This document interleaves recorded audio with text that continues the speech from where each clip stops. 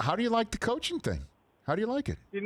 I love it, man. I really do. I never thought in all my years of playing and since I've been retired for 15 some odd years that I would find so much joy in coaching. I mean, there are the days where it's frustrating and long hours and film study and recruiting and fundraising and all of that, but it's so gratifying when you start to see these kids buy in and get it and see success and see the smile on their faces, the appreciation, the thank yous that you get from the players. Like, Coach, thanks for being hard on me. Thanks for your advice.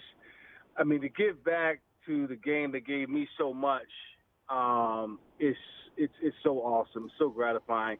I now understand why they say it's addicting when you coach. It really is. It's a wonderful calling.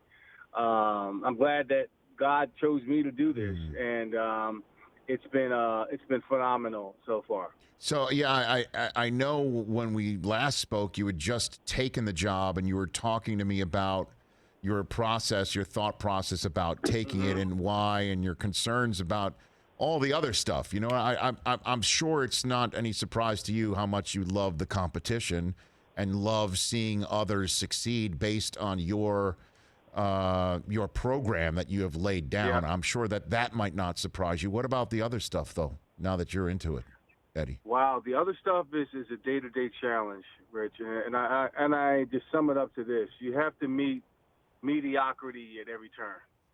That's whether it's on the field, from your players, from your coaches, from the training staff, from the equipment to training table at every single turn, and raise the stakes and raise the standard, the higher standard for what you want to become. My goal is to make this program a world-class program through football, to impact our students in a much greater way than just athletics, but the holistic person, academics, spiritually speaking, to become a better person.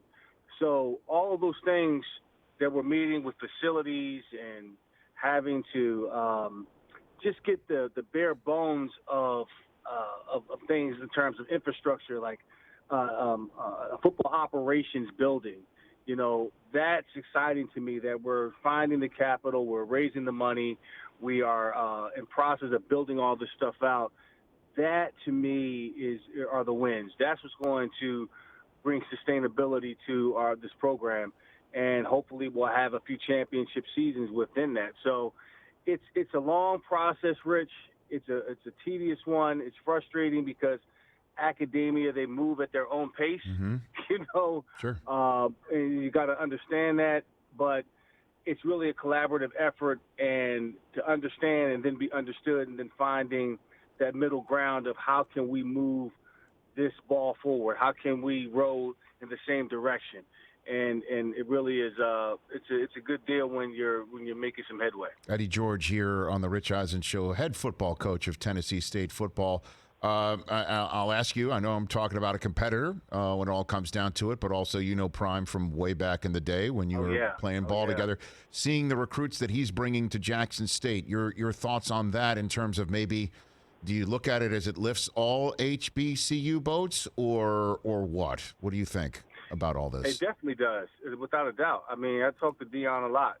I talked to Deion and during the process of me, trying to figure out whether I was going to do this or not. And we talk, maybe once a week, just to see how he's doing. I know he had some issues, and was told him I was praying for him. But more importantly, he's telling me best practices and things that he's done to be successful. And the bottom line is this, off the field, our goal is to raise the profile, raise the standard of HBCUs, and say, hey, you know what? You don't necessarily have to go to the Power 5 schools to get to your end goal. You can come to an HBCU. You can come to a different school and be all that you want to be and be very successful at it. If you have aspirations of going to the next level and playing on the next level, they're going to find you. We have the resources to do that. We have the coaching to do that. We can coach guys for that level. So when I see him going after, school players that are going to Ohio State or Michigan or Florida State and able to bring them there, that's what it's all about. Because now it opens up the door, Pandora's box, for other kids to say, hey, you know what? Let me explore what else is out there. Tennessee State, Alcorn State, Grambling State, Hugh Jackson is down there, Jackson State. So it just opens the door in terms of kids saying, hey, there are other options, and I can still have a wonderful career. I can still attain all the things I want to do, but I'm going to do it differently. I dare to be different. And what's your approach with transfer portals and things like that, and recruits, and whether it's just high school recruits or transfer portal? Yep. What's your formula on all that, Eddie George? Well, the ratio is 40-40-20. That's what Prime said too. And right now it's bringing bodies in the building that can play. Period. I got to find players that are dogs, that can hunt, that can run, that has some ball in them, that they played before, some experience, and I can win now at certain positions. And then there are the 20%, which is the high school kids that I would want to develop. I'm not so interested right now in just the developing kids and just drafting, recruiting all high school kids. That I have to find players that can play now and find that right mix, that right ratio. And as time goes on, that ratio will slide and be fluid and go to 50-50 and hopefully a 60-40 ratio to where we have sustainability. But on the front end, I've got to flip my roster and find guys that can come in that are looking for an opportunity to play. They're looking for an opportunity to be coached by world-class coaches that have coached at every single level and have a chance to go to play the next level. We just had a couple kids that's playing in the NFL PA Bowl. Right. Corey Rahman is going to be playing on NFL Network and the NFL PA Bowl. Jeremy Hickbottom, who was our quarterback, will be in the HBCU Bowl as well. And we're just really excited for their future. Yeah, no, there's the HBCU Combine that's coming up as well. Yes. So, get this pipeline going here and get the infrastructure, as you point out, going into direction. And it appears to be going in that direction a little bit too. And it's got to be how does it feel to be walking into, the home of the Titans to coach your team? I mean, your old stomping grounds. I mean, that's got to be something else for you, Eddie, right?